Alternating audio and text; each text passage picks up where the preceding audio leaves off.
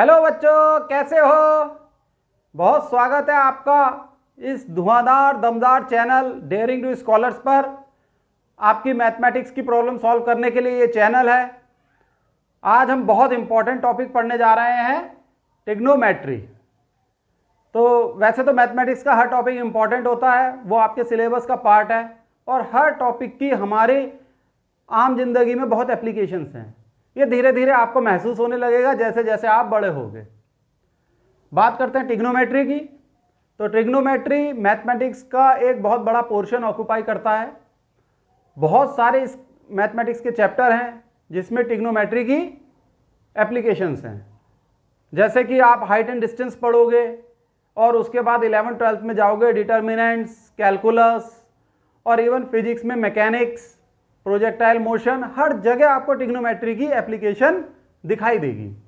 इसलिए ये chapter important है और ये चैप्टर आपको इस तरीके से पढ़ाया जाएगा कि एक एक कंसेप्ट आपको क्लियर हो जाएगा। हर तरीके की प्रॉब्लम कराई जाएगी, हर कंसेप्ट क्लियर किया जाएगा और जब आप हर तरीके की प्रॉब्लम कर लोगे तो फिर समझ लो एग्जाम का हर क्वेश्चन आप अटेम्प्ट कर सकते हो। भाई, स्टूडेंट को पेपर डिफिकल्ट कब लगता है? पेपर डिफिकल्ट तब लगता है जब कोई ऐसी प्रॉब्लम आ जाए कि उसने उस कंसेप्ट को पढ़ा ही ना हो या उस कंसेप्ट से रिलेटेड प्रॉब्लम सॉल्व करी ना हो। तो कह सकता है कि साहब ये पेपर डिफिकल्ट आया है या ट्रिग्नोमेट्री से प्रॉब्लम डिफिकल्ट आई है। अब मान लो मैथमेटिक्स के पेपर में पूछ लिया जाए कि अब्राहम लिंकन के बेटे की क्या हाइट है, तो आप कहोगे कि सर बड़ा टफ क्वेश्चन आ गया। भाई, जब आपको बताया ही नहीं है आपके टीचर ने ये बात और एग्जाम में पूछ ली तो वो टफ तो हुई, लेकिन जब आपको कंसेप्ट पढ़ा दिए गए और आपको सब कुछ बता दिया जाएगा, यहाँ इस चैनल में जब सब कुछ बता दिया जाएगा तो फिर क्या समस्या है? फिर तो आपके मजे हैं, सब कुछ कर लोगे आराम से। तो सबसे पहले हम ये समझ लेते हैं ट्रिग्नोमेट्री का मीनिंग क्या है। ये वर्ड सुनने में कुछ कॉम्प्लिकेटेड सा लगता है। ये वर्ड आया कहाँ से? ये ग्रीक के वर्ड्स का कॉम्बिनेशन है, ग्रीक लैंग्वेज के वर्ड्स का कॉम्बिनेशन है। देखो, पहला वर्ड है ट्री, ट्राई, इसका मीनिंग होता है थ्री। दूसरा वर्ड है आपका गॉन, GON, इसका अर्थ होता है साइड्स। और थर्ड वर्ड है आपका मेट्रॉन, इसका मीनिंग होता है मेजर। मेजर मीन्स किसी चीज को मेजर करना, किसी चीज को नापना। तो इन तीन शब्दों को मिला के ये आपका शब्द बना है ट्रिग्नोमेट्री। थ्री साइड्स का क्या अर्थ हुआ? थ्री साइड्स किस फिगर की होती हैं? वो होती हैं ट्रायंगल की। जैसे ये एक ट्रायंगल है ABC, तो इसकी डेफिनेशन भी यही इन्हीं तीन शब्दों से निकल के आती है। It is a study of relationship between angle and sides of a triangle. तो ये लिख लेते हैं, it is a study of, it का क्या अर्थ हुआ? Trigonometry is a study of relationships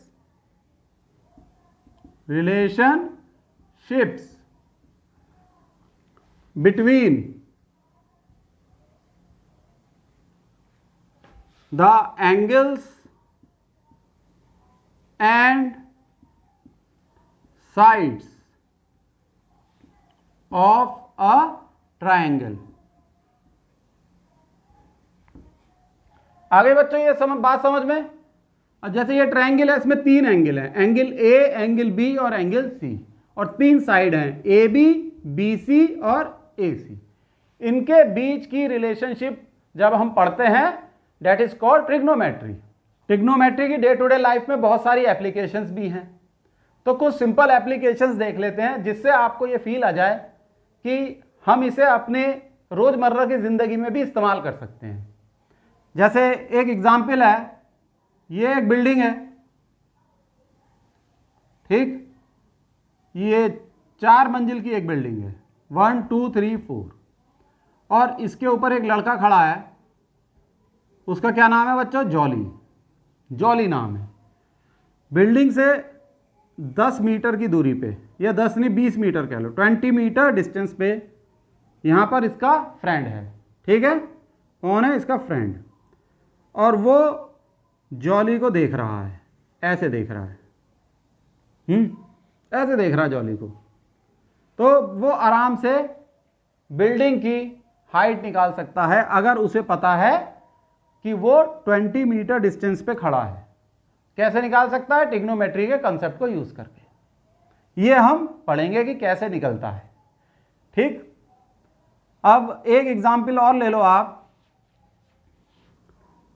मान लो ये एक बिल्डिंग है, इस बार ये 3 मंजिल की बिल्डिंग है। और आपको पता है कि बिल्डिंग की हाइट क्या है। ठीक है, h is the height of the building. आपको बिल्डिंग की हाइट पता है। इस बार हमने बिल्डिंग पे खड़ा कर दिया जॉली को, छोटी बिल्डिंग पे, और उसका दोस्त, नाम बताया था मैंने उसके दोस्त का नाम है T2। तो T2 यहां पर है और बीच में नदी बह रही है। ये है नदी, नदी बह रही है। क्या बह रही है बच्चों? ये नदी। और T2 यहां जो खड़ा है वो नदी के दूसरी तरफ है। उसने जॉली को फिर देखा। ठीक है, T2 ने जॉली को फिर से देखा। बिल्डिंग की हाइट T2 को पता है या जॉली ने बता दी? तो T2 क्या पता कर सकता है? यहां लिख लेते हैं T फॉर T2। T2 नदी की चौड़ाई पता कर सकता है। विड्थ ऑफ द रिवर पता की जा सकती है T2 के द्वारा, अगर उसे ट्रिग्नोमेट्री के कंसेप्ट पता है। इसी तरीके से एक एग्जाम्पल और देख लो। वो ऐसा होगा बच्चों, हॉट एयर बैलून का नाम सुना है? वो जो गर्म हवा का बैलून होता है जिसमें इंसान बैठ के आसमान में उड़ने लगता है। वो बच्चों वाला बैलून नहीं, हीलियम गैस वाला नहीं, जिसे बच्चे धागे से पकड़ते हैं और छोड़ देते हैं, वो बड़ा वाला जिसमें इंसान बैठता है। अब एक दिन जॉली के शहर से वो बैलून उड़ रहा था। ठीक है, ये है वो बैलून। ठीक है, यहां आदमी बैठ जाता है। अब ये खड़ा आपका जॉली। जॉली ने उस बैलून को देखा। ठीक है, उस बैलून को देखा और वो भाग के गया T2 को बुलाने की, आ तुझे एक हॉट एयर बैलून दिखाऊं। भाई ये बहुत रेयर चीज होती है, शहर में कहां दिखती है। तो जितनी देर में वो T2 को बुला के लाया उतनी देर में बैलून यहां आ गया। ये आ गया बैलून। ठीक है, ये आ गया। फिर भाई T2 ने बैलून को देखा और ये डिस्टेंस बैलून ने कवर करा, इतना डिस्टेंस। ठीक है, तो जितना समय लगा T2 को बुलाने में, उतने समय में ये जो डिस्टेंस कवर किया बैलून ने, ट्रिग्नोमेट्री के कंसेप्ट से ये डिस्टेंस निकाला जा सकता है। तो ये है इसकी एप्लीकेशंस। धीरे धीरे पढ़ेंगे, धीरे धीरे समझेंगे। ठीक है बच्चों, तो ये कुछ एग्जाम्पल्स हैं, आप चाहो तो इन्हें नोट कर लो, और ये ट्रिग्नोमेट्री की डेफिनेशन है।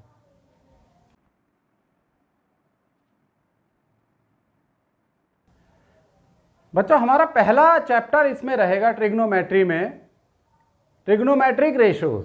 तो हेडिंग डाल लेते हैं ट्रिग्नोमेट्रिक रेशियोज।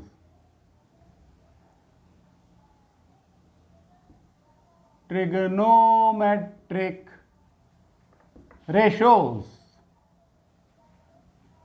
तो हम ये समझते हैं ये होता क्या है, और इस चैप्टर में जो हमारा डिस्कशन होगा वो सिर्फ एक्यूट एंगल के लिए होगा, और एक्यूट एंगल भी कैसा? जो राइट एंगल्ड हो।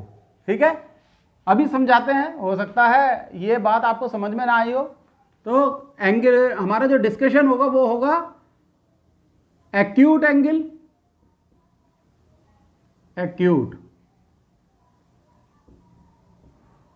एक्यूट एंगल्स और राइट एंगल्ड एंगल्ड ट्रायंगल।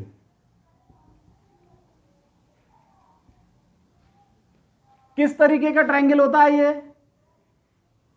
ये देखिए, ये इस तरीके का ट्रायंगल होता है, ट्रायंगल ए बी सी। तो ये राइट एंगल ट्रायंगल है या नहीं? हाँ है। यहां पर ये राइट एंगल्ड है, यानी ये 90 डिग्री है। तो ये जो मैंने स्क्वायर दिखाया इस तरीके से, ऐसे जो बन गया है, ये शो करते हैं हम 90 डिग्री एंगल के लिए। और इसमें एक्यूट एंगल्स हैं या नहीं? हाँ है। ये दो एक्यूट एंगल हैं, एंगल ए और एंगल सी। एक्यूट एंगल क्या होते हैं? एक्यूट एंगल होते हैं 90 डिग्री से कम और 0 से ज़्यादा। तो ये एंगल ए 90 डिग्री से कम है, हाँ बिल्कुल है। 0 से ज़्यादा है, हाँ है। एंगल सी 90 डिग्री से कम है, हाँ है। और 0 से ज़्यादा है, बिल्कुल है। तो हमारा डिस्कशन कहाँ तक रहेगा? Acute angle and right angle triangle. तो बहुत सिंपल डिस्कशन है ये, तो आपके तो मज़े आ गए। फिर हाई लेवल का डिस्कशन हायर क्लासेस में होता है। तो अब जैसे इस एंगल ए की बात करें, एंगल ए की बात करें, तो इसके रेस्पेक्ट में ए बी क्या है? ये जो साइड है ए बी, इस एंगल को थीटा मान लेते हैं। क्या मान लिया हमने? थीटा। तो ये जो साइड है ए बी, ये कहलाती है side adjacent, adjacent to angle A, और इसे हम कहते हैं बेस। क्या कहते हैं बच्चों? बेस। और इसके अपोजिट जो साइड है, ए के अपोजिट, ये इसके अपोजिट जो साइड है वो कहलाता है या कहलाती है side opposite to angle A, और इसे हम कहते हैं परपेंडिकुलर। क्या कहते हैं बच्चों? परपेंडिकुलर। इसे डिनोट करते हैं स्मॉल बी से, और इसे डिनोट करते हैं पी से। कुछ बुक्स में इसको स्मॉल नहीं, कैपिटल बी से भी डिनोट करते हैं, इस तरीके से भी डिनोट कर लेते हैं। देखो ये, और ये ए सी क्या है? ये लॉन्गेस्ट साइड है इस ट्रायंगल की। देख रहे हो सबसे लंबे क्या है? ए सी। और इसे हम कहते हैं क्या? ये तो आपने सुन रखा है, हाइपोटेन्यूज। हाइपोटेन्यूज। इसे डिनोट करते हैं एच से। आ गई ये बात समझ में आपके? ये बात हम कर रहे हैं जब हम एंगल ए कंसीडर करके चल रहे हैं, लेकिन इस ट्रायंगल में एक और एक्यूट एंगल है, वो है एंगल सी। तो अगर हम सी कंसीडर करके चलें तो कहानी थोड़ी सी बदल जाएगी। फिर से बना लेते हैं इस ट्रायंगल को, ए बी सी। अब सी एंगल को कंसीडर कर रहे हैं, तो सी के अपोजिट जो साइड है, देखो ये सी के अपोजिट है ए बी। तो ए बी क्या है? Perpendicular, perpendicular. और सी से जो जुड़ी हुई साइड है बी सी, सी से जो अटैच्ड है एडजेसेंट टू सी, उसे हम कहते हैं बेस। ठीक है? तो ये आपको ध्यान रखना पड़ेगा। और ये तो ए सी तो हाइपोटेन्यूज है ही, हाइपोटेन्यूज। हाइपोटेन्यूज को पहचानने का क्या तरीका है? It is the longest side, सबसे लंबी साइड होगी। तो इन तीनों को पहचानना आपको आना चाहिए, फिर आप आराम से कोई भी क्वेश्चन कर सकते हो। बस ट्रिग्नोमेट्री के फॉर्मूले और कंसेप्ट लगाना है। सबसे पहला स्टेप तो यही है कि पहचानो साइड्स को। तो दो ही केसेस बनते हैं, पहचान लिया आपने, ठीक है, इसे नोट डाउन कर लो।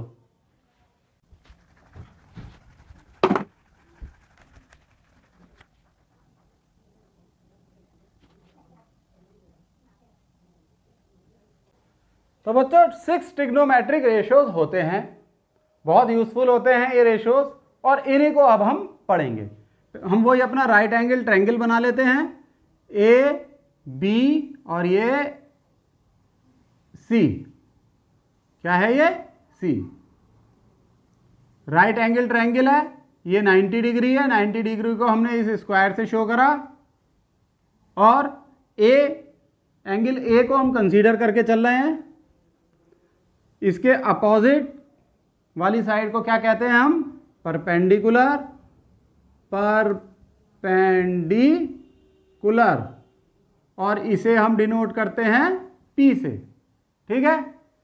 और इसके एडजेसेंट जो साइड होती है इसे हम कहते हैं बेस, इसे डिनोट करते हैं H, और ये सबसे लंबी साइड है हाइपोटेन्यूज, हाइपोटेन्यूज, और इसको डिनोट करते हैं H से।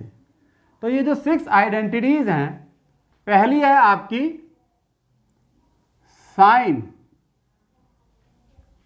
Of angle A, sine of angle A, इसको हम लिखते हैं साइन ए, और ये होती है परपेंडिकुलर अपॉन हाइपोटेन्यूज, सही है। सेकंड होती है आपकी कोसाइन ऑफ एंगल ए, और इसको हम लिखते हैं शॉर्ट में कॉस ए, ये होते हैं आपकी बेस अपॉन हाइपोटेन्यूज, सही है, ये सेकंड हो गई। थर्ड होती है tangent of angle A, tangent of angle A, और इसे हम लिखते हैं tan ए, इस तरीके से डिनोट करते हैं, और ये होती है आपकी परपेंडिकुलर अपॉन बेस। तो ये 3 इंपॉर्टेंट आइडेंटिटीज हैं, और बाकी की 3 इन्हीं से निकल के आती हैं। आओ देखते हैं कैसे। बच्चों, जब हम छोटे थे तो इन 3 आइडेंटिटीज को याद करने के लिए हम फ्रेंड्स ने एक ऐसी लाइन बना ली थी कि हमें ये आइडेंटिटीज हमेशा याद रहती थी। तो वो लाइन ऐसे थी, साथी पे हाथी, चोर भगाए हाथी, तू पैदल भाग। ठीक है, ध्यान से सुनो, साथी पे हाथी, चोर भगाए हाथी, तू पैदल भाग। तो देखो ऐसे होता था, साथी एस फॉर साथी इक्वल टू पे हाथी, साथी पे हाथी, फिर चोर इक्वल टू भगाए हाथी, फिर तू पैदल भाग। ठीक है, साथी पे हाथी, चोर भगाए हाथी, तू पैदल भाग। ठीक, sine A equal to perpendicular upon hypotenuse, cos A equal to base upon hypotenuse, tan A equal to perpendicular upon base. तो ये भी तरीका है याद रखने का, इस तरीके को भी एडॉप्ट कर सकते हो। तो अलग अलग लोगों ने अपने अलग अलग तरीके निकाले हैं इस चीज को याद रखने के लिए। सही है, नोट कर लो ये, और उसके बाद हम बाकी की आइडेंटिटीज पढ़ेंगे। नेक्स्ट 3 ट्रिग्नोमेट्रिक रेशियोज बताने से पहले बच्चों आप गौर करो, इस बोर्ड पे 2 मिस्टेक हुई हैं, तो कमेंट बॉक्स पे लिखो वो 2 मिस्टेक क्या हैं। ठीक है, 3 रेशियो बताने के बाद वो मिस्टेक मैं भी आपको बताऊंगा। ठीक है, तो अब बाकी के 3 रेशियोज इन तीनों के रेसिप्रोकल हैं। क्या है? रेसिप्रोकल है। जैसे 4th ट्रिग्नोमेट्रिक रेशियो है कॉजिकेंट, कॉजिकेंट ऑफ एंगल ए, और इसको हम शॉर्ट में लिखते हैं कोसेक ए। ये रेसिप्रोकल है साइन, साइन ए का। तो अगर ये साइन ए का रेसिप्रोकल है तो इसका फॉर्मूला होता है hypotenuse upon perpendicular, hypotenuse upon perpendicular, perpendicular. 5th है secant, SECANT, secant of angle A, इसे हम शॉर्ट में लिखते हैं सेक ए। तो बच्चों बताओ ये किसका रेसिप्रोकल होगा? ये रेसिप्रोकल है कॉस ए का। तो जब ये कॉस ए का रेसिप्रोकल है तो इसका फॉर्मूला होगा हाइपोटेन्यूज अपॉन क्या होगा बताओ बच्चों? बेस। ठीक है, फिफ्थ हो गया, अब है सिक्स्थ। सिक्स्थ है कोटेंजेंट। कोटेंजेंट आप बिल्कुल सही समझ गए होंगे, ये किसका रेसिप्रोकल है? Cotangent of angle A is equal to, short में इसको लिखेंगे कॉट ए, और ये रेसिप्रोकल होगा tan ए का। इसलिए इसका फॉर्मूला है base upon perpendicular, base upon perpendicular D cooler.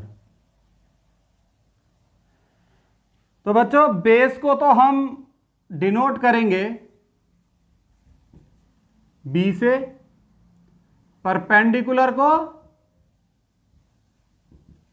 बताओ किससे? पी से, और हाइपोटेन्यूज को, हाइपोटेन्यूज को हम डिनोट करेंगे कैपिटल एस से। तो अब हम पूरी ट्रिग्नोमेट्री में बी, पी और एच लेके चलेंगे। सही है, ये बात आपको समझ में आ गई। अब मैं वो रहस्य खोल देता हूं कि इस बोर्ड पे क्या गलती है। दो गलतियां हैं। पहली गलती तो यह है ट्रिग्नोमेट्री, इसकी स्पेलिंग गलत है। चलो इसे सही कर देते हैं। कर दें बच्चों? स्पेलिंग सही होनी भी जरूरी है। ट्रिगोनोमेट्रिक रेशियोज, कितने रेशियोज हैं? ये 6 रेशियोज होते हैं। ये आपने पढ़ लिए 1 2 3 4 5 6। और दूसरी गलती है बेस, बेस को यहां एच लिख दिया, जबकि बेस को हम रिप्रेजेंट करेंगे बी से। और ये जो है मेथड आप याद रख सकते हैं। This is sine cos tan, फिर आता है कॉसेक सीकेंट tan, वो इसका रेसिप्रोकल होगा। सही है, तो ये 6 आइडेंटिटीज आपको ध्यान में रखनी है, कोई मुश्किल काम नहीं है। आप होशियार बच्चे हो, जाने क्या क्या आपने याद कर लिया है क्लास 9th में आते आते। सही है, तो अब आप इसे नोट डाउन कर लो। बच्चों ये तो आपने नोट कर लिया होगा। कुछ मैं आपको हिस्ट्री बता दूं। ये जो साइन का कंसेप्ट लेके आए थे, ये हमारे ही देश के मैथमेटिशियन आर्यभट्ट जी लेके आए थे। तो तब इसको साइन नाम नहीं दिया गया था, और फिर इसको साइन नाम दिया एक इंग्लिश के प्रोफेसर ने। देखो आपकी एनसीईआरटी की किताब में लिखी है ये बात, और कभी कभी एमसीक्यू में पूछ लिया जाता है कंसेप्ट कौन लाए थे? आर्यभट्ट जी लाए थे ये। और लेकिन साइन को जो साइन नाम दिया वो इंग्लिश के एक प्रोफेसर थे, इनका नाम है एडमंड गुंटर। क्या नाम है? यहां लिख देते हैं, यहां शायद आपको दिखाई ना दे, यहां लिखते हैं एडमंड गुंटर। ये लेके आए थे, ये इंग्लिश के प्रोफेसर थे, और इन्होंने साइन को साइन कहा था पहली बार। ठीक, और साइन के बाद फिर कॉस का, कॉस शब्द का जो इस्तेमाल किया गया था, कॉस शब्द का इस्तेमाल करा था। ये भी एक मैथमेटिशियन है, सर जोनस मूर, सर जोनस मूर। तो ये लेके आए थे कॉस वर्ड को, और ये लाए थे साइन को। लेकिन साइन का जो बेसिक कंसेप्ट है वो कौन लाया था? आर्यभट्ट जी लाए थे। ये बात ध्यान रखना, चाहो तो नोट कर लो भाई, हिस्ट्री भी पता होनी चाहिए थोड़ी बहुत। ठीक है, अच्छा एक बात और मैं आपको बताना चाहता हूं। मेरे कुछ स्टूडेंट्स एक गलती करते थे, वो मैं आपको बताना चाह रहा हूं जिससे कि आप वो गलती ना करो। जैसे वो ये करते थे, जैसे साइन ए लिखा तो वो ये मानते थे ये साइन और ए का मल्टीप्लिकेशन है। किसका? साइन और ए का। अब जैसे नीचे कर दें हम कॉस ए, तो वो ए और ए को काट देते थे और कहते थे साइन अपॉन कॉस रह गया। ऐसा नहीं है, ठीक है, दिस इज रॉन्ग। साइन ए का अर्थ होता है साइन ऑफ एंगल है, ठीक है, ये पूरा अपने आप में एक है, साइन और एंगल है। 2 बार इसलिए बोला जिससे आपको ये बात ध्यान में रह जाए। ठीक, आ गई समझ में ये बात। तो ये जो ट्रिग्नोमेट्री का आविष्कार किया गया है या बड़े बड़े कंसेप्ट्स का आविष्कार किया गया है, ये ह्यूमन बीइंग अपनी सहूलियत के लिए करता है।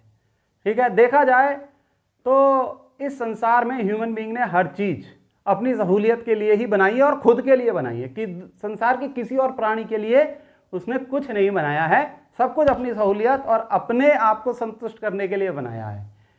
ये जो साइन कॉस टैन ये नेचर से तो नहीं आए, लेकिन नेचर को समझने के लिए ह्यूमन बीइंग ने ये बनाया है। जैसे पहले तो साइन बना परपेंडिकुलर अपॉन हाइपोटेन्यूज, एक राइट एंगल ट्रायंगल का। फिर ये समझ में आया होगा इन मैथमेटिशियंस को कि साहब बेस का क्या करें, तो उन्होंने कॉस बना दिया, कॉस बेस अपॉन हाइपोटेन्यूज। अब फिर धीरे धीरे और चीजें सामने आने लगी कि साहब एक फंक्शन और लाओ टैन, जो साइन अपॉन कॉस हो जाए। ठीक है, तो उसका बन गया परपेंडिकुलर अपॉन बेस। तो इस तरीके से धीरे धीरे मैथमेटिक्स आगे बढ़ने लगी। अभी मैंने कहा ना कि ह्यूमन बीइंग सब कुछ अपने लिए बनाता है। आप अपने आसपास नजर घुमा के देख लो कि ये पंखा हो गया, ये बोर्ड, ये मार्कर, सब ह्यूमन बीइंग के लिए बना है। मैंने पढ़ाने के लिए बनाया है, मैं इसका पढ़ाने के लिए इस्तेमाल कर रहा हूं, और ये मार्कर आपके भी काम आ रहा है क्योंकि आप इसके माध्यम से पढ़ रहे हो, जो यहाँ लिखा है उसे देख रहे हो। अब आप ये देखो, मान लो कुछ लोग कुत्ता पालते हैं। अब कुत्ते के गले में जो पट्टा बंधा होता है उसकी भी डिजाइनिंग होती है, वो भी बड़ा कंफर्टेबल होता है। और कुछ लोग तो कुत्ते के गले के पट्टे में सोना लगवा देते हैं। तो ऐसा नहीं कि वो कुत्ते के लिए चीज़ें बनवा रहे हैं, वो भी अपने लिए कर रहे हैं। वो अगर उसको कंफर्टेबल बना रहे हैं कुत्ते के गले के पट्टे को, तो वो उनकी अपनी नीड है, उससे वो संतुष्ट होते हैं कि हाँ इस कुत्ते को आराम मिल रहा है। ठीक है, क्यों नहीं वो सुअर के गले में एक सोने का पट्टा डाल देते, क्योंकि उससे मोहब्बत नहीं हो रही है, कुत्ते से मोहब्बत है, इंसान की फितरत है, उसे कुत्ता बहुत क्यूट लगता है। ठीक, तो अगर कुत्ते के गले में जो पट्टा होगा अगर वो कंफर्टेबल होगा तो इंसान अपने आप को संतुष्ट कर रहा है। और अगर वो उस पर सोना जड़वा रहा है उस पट्टे पे, तो वो एक तरीके से अपनी स्टीम नीड को सेटिस्फाई कर रहा है, वो समाज को दिखाना चाह रहा है कि देखो साहब मेरे पास इतना पैसा है। तो कुल मिला के मैं ये कहना चाहता हूँ कि जो कुछ बना है, चाहे वो फिजिक्स के नियम हो, चाहे मैथ्स के नियम हो, सब कुछ ह्यूमन बीइंग ने अपने लिए बनाया है, इंसान ने अपने लिए बनाया है। तो ऐसी बातें मैं अपने इंजीनियरिंग के स्टूडेंट्स को बताता हूँ। आज आप हाई स्कूल में हो, 10th में हो, आपको भी बता दी। चलो ठीक है, अब हम आगे पढ़ना शुरू करते हैं। नोट कर लिया?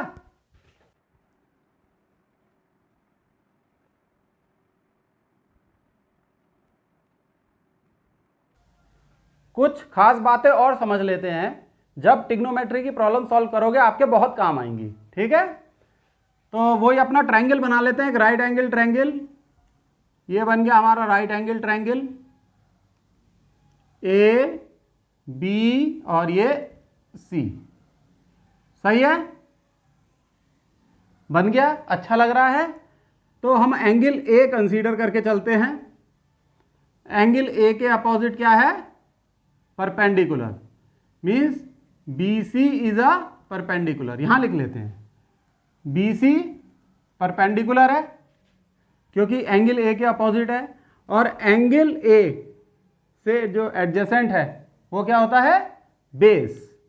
सो A B is a base, A B is base. Perpendicular को पी लेंगे, बेस को बी, और ये क्या है? Hypotenuse. A C is hypotenuse. अब आपको पता है कि अगर हम साइन ए निकालें, sine A it is perpendicular upon hypotenuse, यानी B C upon A C. ये बात समझ में आई गई होगी, पहले पढ़ा दी। अब हम एक पॉइंट ले लेते हैं P और इससे एक परपेंडिकुलर ड्रॉप करते हैं। ये करा हमने परपेंडिकुलर ड्रॉप, और ये है Q। ये एंगल कितना है? ये 90 डिग्री है। अब हम एक ये एंगल कंसीडर करते हैं ए क्यू पी। एंगल है triangle A Q P, triangle A Q P. अगर हम इसको कंसीडर करते हैं तो साइन ए क्या होगा? अब परपेंडिकुलर हो जाएगा पी क्यू, पी क्यू, और बेस क्या हो जाएगा A B, A Q, sorry A Q. ठीक है, फिर ध्यान से समझ लो, ये ट्रायंगल छोटा है, ये ट्रायंगल छोटा है किससे, ए सी बी से। ठीक, लेकिन साइन ए की वैल्यू पे कोई फर्क नहीं पड़ेगा क्योंकि ये एक रेशियो है। अब परपेंडिकुलर क्या हो गया पी क्यू और बेस क्या हो गया ए क्यू। ये बात समझ में आ गई। अब यही ट्रायंगल अगर थोड़ा बड़ा होता, मान लो हमने थोड़ा एक्सटेंड कर दिया ये, और ये एक्सटेंड कर दिया हमने, और परपेंडिकुलर ड्रॉप करा, सही है, ये है एम और यहां है एन। अब एंगल ए कंसीडर करके चले तो पहले लिख लेते हैं किस ट्रायंगल में, A M N, A M N. इस ट्रायंगल को ये नाम भी दे सकते हैं ए एन एम, कोई फर्क थोड़ी पड़ता है। तो साइन ए क्या होगा, इस ट्रायंगल को कंसीडर कर रहे हैं तो परपेंडिकुलर क्या है एम एन, ए के अपोजिट क्या है M N, M N upon base और हाइपोटेन्यूज क्या हुई ए एम, ए एम। तो ये बात समझ में आई, साइन ए की वैल्यू पे कोई फर्क नहीं पड़ रहा। इसका क्या अर्थ हुआ कि ये जो रेशियोज हैं ये इक्वल हैं, मतलब आप ऐसे लिखो यहां कि B C upon A C equal to P Q upon A Q equal to M N upon A M. तो ये बात आपकी समझ में आ गई, बिल्कुल आ गई होगी। तो हम एक इंपॉर्टेंट रिमार्क लिख लेते हैं, the value of trigonometric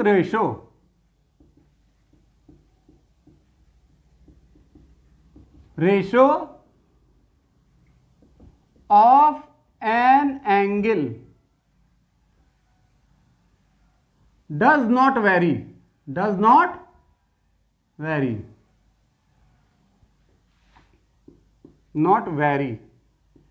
with the sides of a triangle,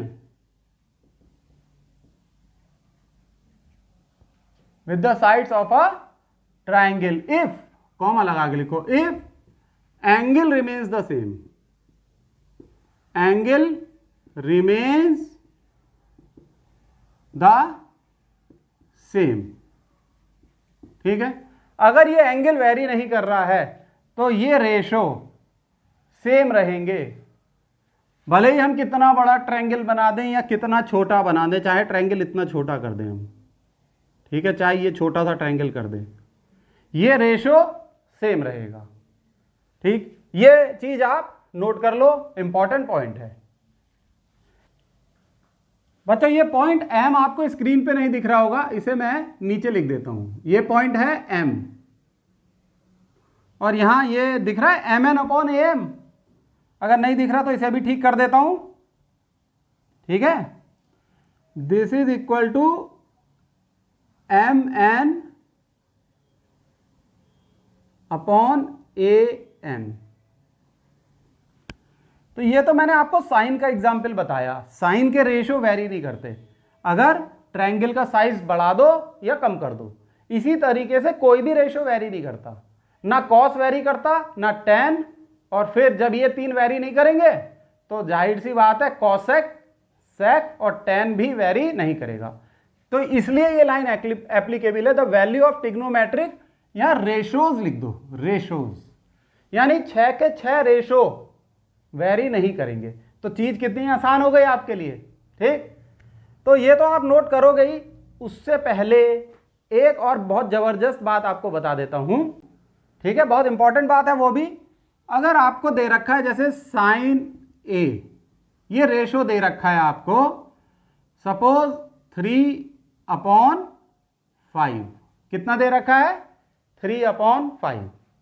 तो इसका क्या अर्थ हुआ, अगर हम ट्रायंगल बनाएं तो ए बी सी, ये है एंगल ए, साइन ए दे रखा है, ऊपर वाला क्या है, परपेंडिकुलर, और नीचे हाइपोटेन्यूज। तो परपेंडिकुलर क्या है, BC, तो ये हो गया 3, और हाइपोटेन्यूज क्या है, 5। सही है, बात आ गई समझ में? लेकिन ये ना एक रेशो होता है, ये क्या है, एक रेशो। तो BC की डायमेंशन 3 नहीं है, BC की डायमेंशन है 3K। AC की डायमेंशन क्या होगी, 5K। K एक कांस्टेंट है, मान लो वो कांस्टेंट 10 है, K इज 10, तो BC की डायमेंशन क्या हो जाएगी, 30, और AC की डायमेंशन क्या होगी, 50।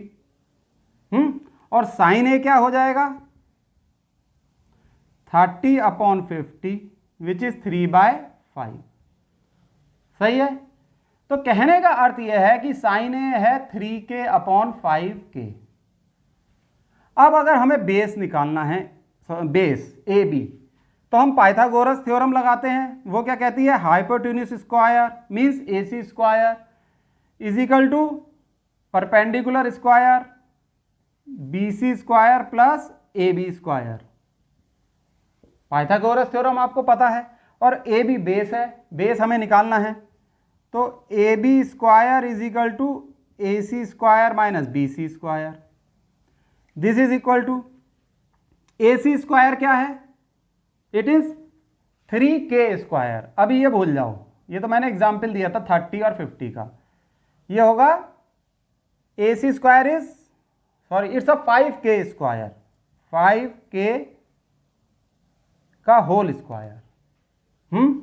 BC square is 3K square minus sign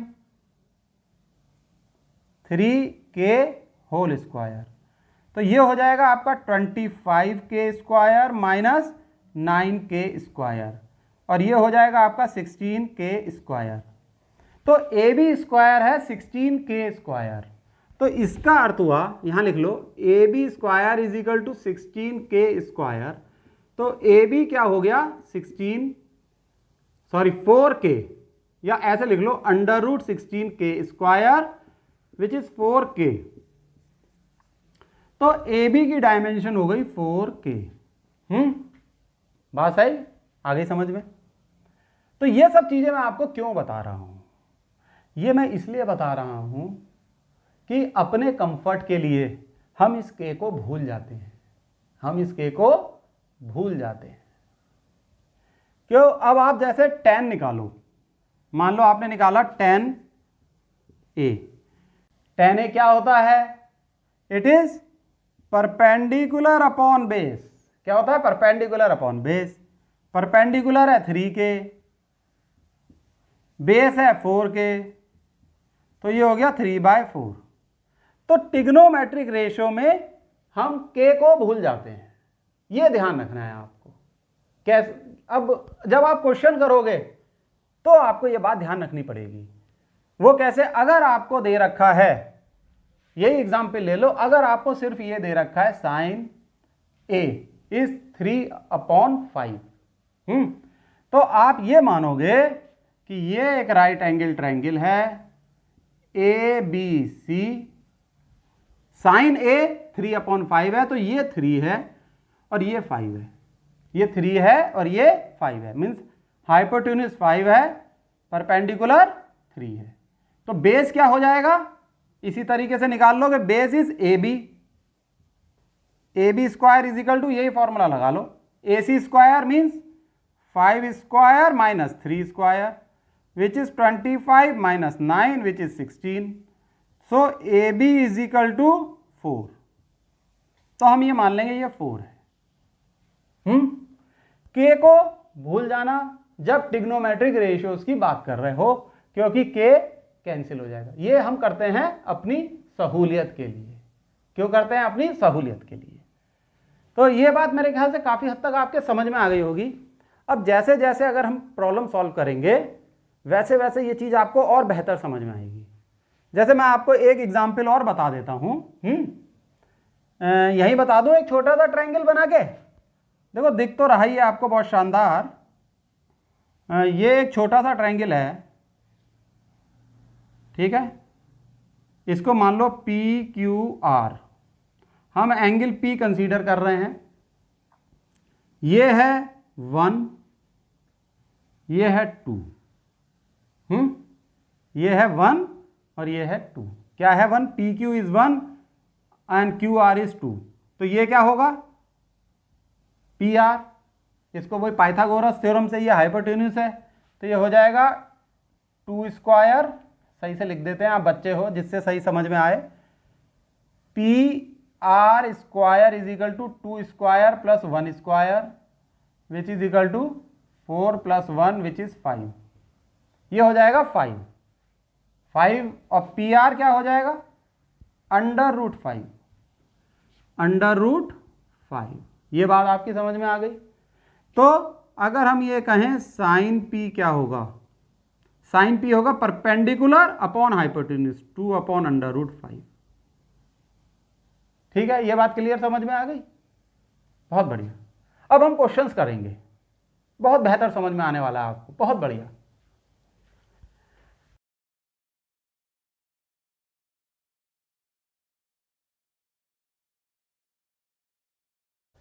तो बच्चों एक क्वेश्चन करते हैं, सिंपल सा, अच्छा सा। तो क्वेश्चन ये है कि ABC, triangle ABC is right angled at B and given AB is equal to 4 and BC is equal to 3। सही है। और आपको क्या करना है? फाइंड ट्रिग्नोमेट्रिक रेशियोज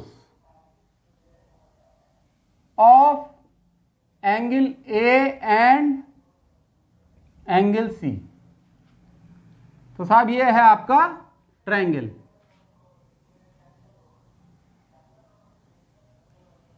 ये A, B और ये C। AB है 4, BC है 3। ठीक, AC क्या होगा?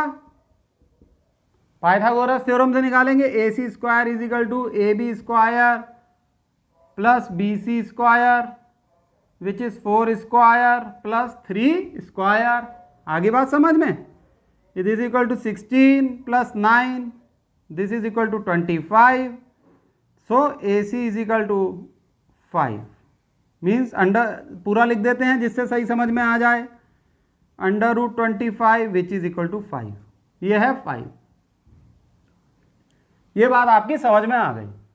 अब पहले हम एंगल A के ट्रिग्नोमेट्रिक रेशियोज निकालेंगे। किस एंगल के? Angle A। तो ट्रिग्नोमेट्रिक रेशियोज एक बार रिवाइज करवा देते हैं। पहला होता है साइन A, ठीक। ये होता है perpendicular upon hypotenuse. Cos A होता है base upon hypotenuse. tan A next होता है tan A which is perpendicular upon base. इसको हम sine A upon cos A भी लिखते हैं, ठीक है। तभी तो निकल के आता है परपेंडिकुलर अपॉन बेस। अब आ जाते हैं इनके रेसिप्रोकल। फिर आता है, पहला है cosec A which is reciprocal of sine A। This is equal to hypotenuse upon perpendicular. जब इसका रेसिप्रोकल होगा तो वो हो जाएगा हाइपोटेन्यूज अपॉन परपेंडिकुलर। फिर आता है sec A which is 1 upon cos A। तो ये कॉस A का रेसिप्रोकल हो जाएगा। So it is hypotenuse upon base, hypotenuse upon base. सही है। फिर आता है cot A which is reciprocal of tan A। और इसको हम ऐसे भी लिख सकते हैं, इसका रेसिप्रोकल कर दोगे तो हो जाएगा cos A अपॉन, बताओ, sin A। So this is base upon perpendicular. ये होते हैं वो 6 ट्रिग्नोमेट्रिक रेशियोज, 3, 4, 5 और 6। तो पहले हम एंगल ए कंसीडर करके चलेंगे। एंगल ए, तो परपेंडिकुलर क्या होगा? परपेंडिकुलर को हम P से डिनोट करते हैं, परपेंडिकुलर को हम P से डिनोट करते हैं, और वो एंगल ए के अपोजिट वाली साइड है, यानी कि 3। और बेस क्या होगा? बेस एंगल ए की एडजेसेंट साइड है, यानी ए बी, यानी कि 4। और हाइपोटेन्यूज तो आपको पता ही है, it is the longest side which is 5। अब साइन ए क्या हो जाएगा? साइन ए हो जाएगा perpendicular upon hypotenuse, means 3/5। Cos A क्या हो जाएगा? Base upon hypotenuse, means 4/5। tan A क्या हो जाएगा? Perpendicular upon base, means 3/4। Cosec A क्या हो जाएगा? 1/sin ए, यानी साइन ए का रेसिप्रोकल, या कह लो तो हाइपोटेन्यूज अपॉन परपेंडिकुलर। हाइपोटेन्यूज है 5 और परपेंडिकुलर है 3। सेक ए क्या हो जाएगा? Hypotenuse upon base, means 5/4। Cot A क्या हो जाएगा? Base upon perpendicular, means 4/3। तो बच्चों ये बात ध्यान रखना, ये रेसिप्रोकल होते हैं, कॉसेक, सेक और कॉट। तो ये जो मैंने लिखा है ना, ये आगे बहुत काम आना है, ये चीज याद रखना। तो ये तो हो गया एंगल ए के रेस्पेक्ट में। अब हम करते हैं एंगल सी के रेस्पेक्ट में। डस्टर कहाँ है? ये रहा सारा डस्टर, इसे रब कर देते हैं। अब अगर हम बात करें एंगल सी की, किसकी? एंगल सी की, तो परपेंडिकुलर क्या हो जाएगा? यहां लाइन खींच लो, हमने यहां लाइन खींच ली। तो with respect to angle C, इसके रेस्पेक्ट में अगर बात करें तो परपेंडिकुलर अपोजिट साइड होती है, तो परपेंडिकुलर हो जाएगा 4। बेस उससे जुड़ी हुई साइड, यानी एडजेसेंट साइड, तो बेस हो जाएगा आपका 3।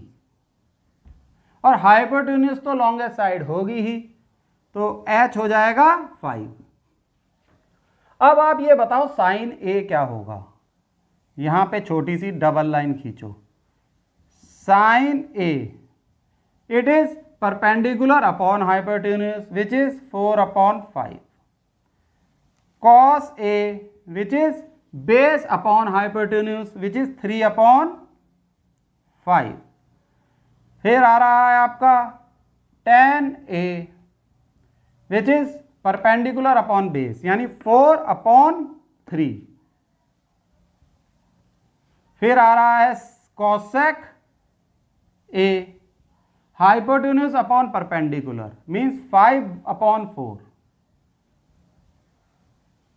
फिर आ रहा है sec A, it is hypotenuse upon base, means 5/3। और फिर आ रहा है लास्ट में cot A, which is base upon perpendicular, means 3/4। समझ में आ गया कि सी के रेस्पेक्ट में करेंगे तो क्या आएगा रिजल्ट, ए के रेस्पेक्ट में करेंगे तो क्या आएगा। ये सी के रेस्पेक्ट में, ये तीनों, ये 6 के 6। तो इसे आप नोट डाउन कर लो, ठीक।